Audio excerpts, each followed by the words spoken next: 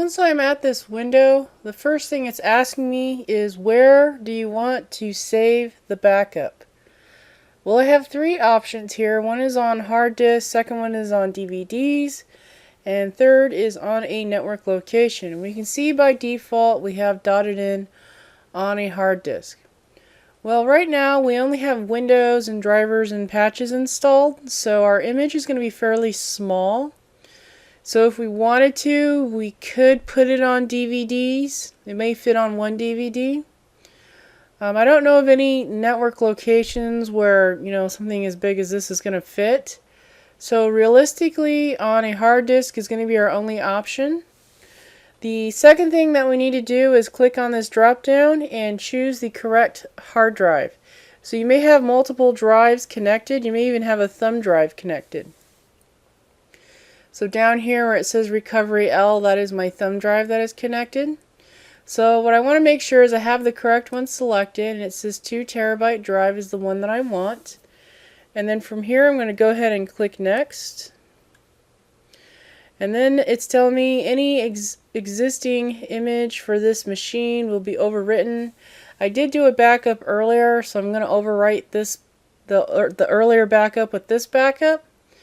And then it says the following drives will be backed up. And right now it's selecting anything that has operating system. See, it says system right after it has operating system files on it.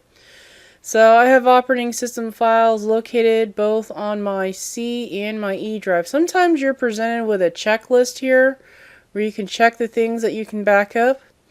And since we already did data backups to our data backup drives, remember those other two drives? That's for our data. So this one is going to be mostly concerned with only our operating system. So you don't want to back up your data to the system image. You just want your operating system only. So usually it's on your C drive like it is in this case. And then sometimes, the files may sprawl out to another drive. So it looks like there's some on my E drive here. And you can always tell if it's sprawled out to another drive because you cannot uncheck it. It cannot complete a system image if you try to uncheck a drive, so it won't let you uncheck it. So these two are the ones that they go on. So here I'm going to, on your screen it may look a little bit different. You'll have a little button down here where you can click next. And then you'll be taken to this screen here. And here I'm just going to click on Start Backup.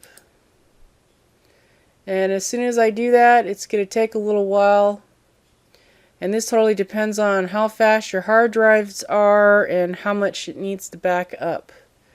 So on mine, I have pretty slow hard drives. I don't have solid state machines or solid state hard drives in this computer, so this will take a little while.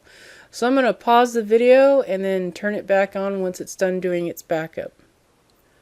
Once it is done, you'll get a window that looks like this here. It says the backup successfully completed. Once you see a window that looks like this, just click close.